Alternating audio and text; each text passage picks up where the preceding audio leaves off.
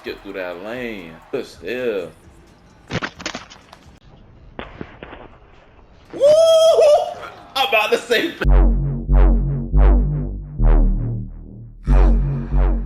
Alright, what's going on YouTube, man? It's your boy Big Clamp, man. Let's talk about 2K23, right?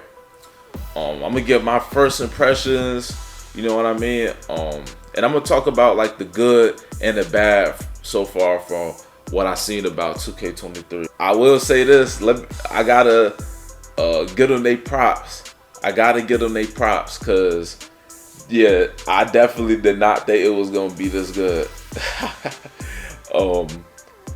They didn't drop demo for us. They didn't drop gameplay like footage. Like it felt like the community, we had to almost stick up 2K like to get the information like out of these dudes. Like hold them hostage or something, trying to get the information out, trying to find like little leaks and stuff. So I wasn't real, positive about like how it was gonna be. But I give them their props. It looks good. The presentation, as far as like the city, what they did with the parts and all that. Let me know what y'all think as far as like, are these the best parts of all time? Like, cause in my opinion, if it's not your first, it gotta be a second. It gotta be a second, cause the parts is crazy. I mean, you see the Beast in the East part. I mean, right now, this shit crazy, man. It's faster to get around now, I feel like, because of the subway stations. I don't know why they had us looking for Ronnie all over the place. That's crazy. But yeah, man. It's been a lot of good changes. As far as the gameplay goes. So for one thing I definitely seen was the speed, the gameplay speed, yo. They really slowed it down. I don't know if y'all played like NBA Live, like 2K18 or 2K19, but yeah, they definitely slowed it down, like kind of to like that speed, or like.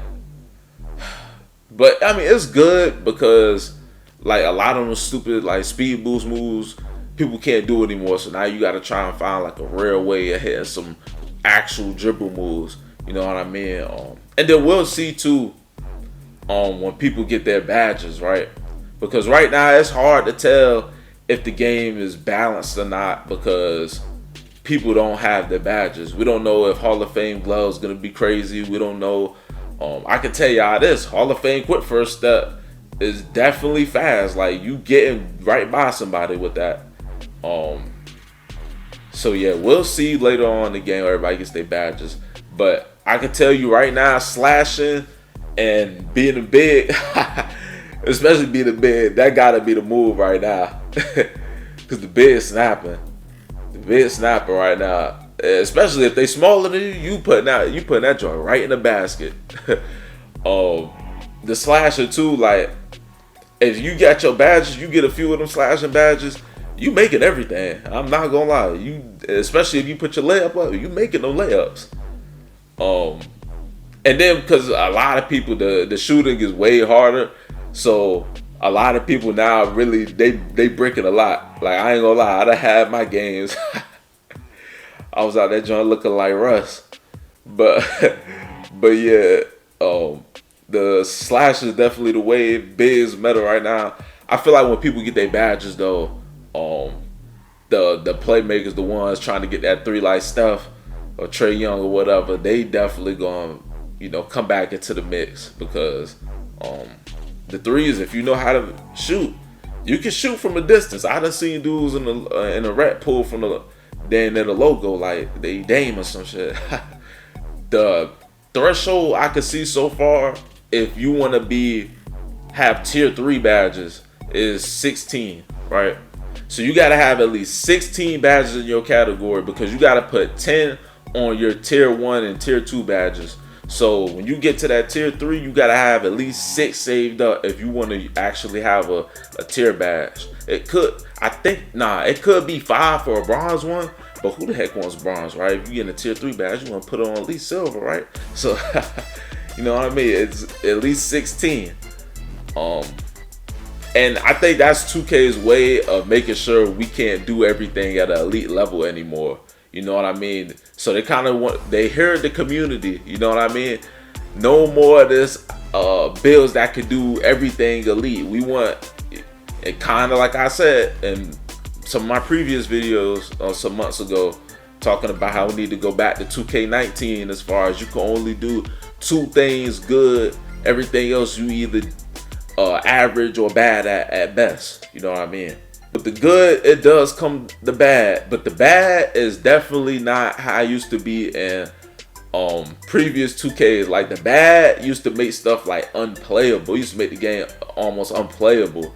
The stuff I feel like that's bad this year is nothing that's gonna make people hop off 2K. And maybe that's just like that's crazy to think like that's our standard now. Like we just want to play a basketball game that don't make us want to hop off the game. The badge grind, I will say the badge grind in my career is way too hard. It's because you got to think like, okay, you need 10 badges you need a certain amount of badges just to put tier 2 badges on. You need a certain amount of badges just to put tier 3 badges on. Then you got to unlock the core badges. You got to unlock the little core challenges for every badge, right? So, I mean, and them joints going up slow as well. So it's like, all right, I will say this now. It could be like some badge glitches and all that out there. This ain't this on this video. But the fastest way I found out is direct for me. Like I played like 4 of my career games, and then I went and I played rec, and I got more badges in that one rec game than I did 4 of my career games. I was like, bro, like, what the fuck? But yeah, that's rec. I would suggest, and I mean the rec play is just better this year from what I'm seeing so far. Like, you know what I mean? You definitely, if you're a team, you know how to play defense. Everybody knows how to switch and all that. You know, you definitely locking up, even without badges. If you open and you know how to shoot for real, you definitely greening without badges for real. So, whites don't go in almost at all anymore. They might tune that, but they're adamant right now about not changing anything, and I'm hoping they don't change anything. So, we'll see what they do on that. The settings, they reset for some reason every time you go, like you close the app and then you open it again. Mine have been resetting. I haven't hopped on the game today, so we'll see, you know, does it do it today, but that's what's been happening.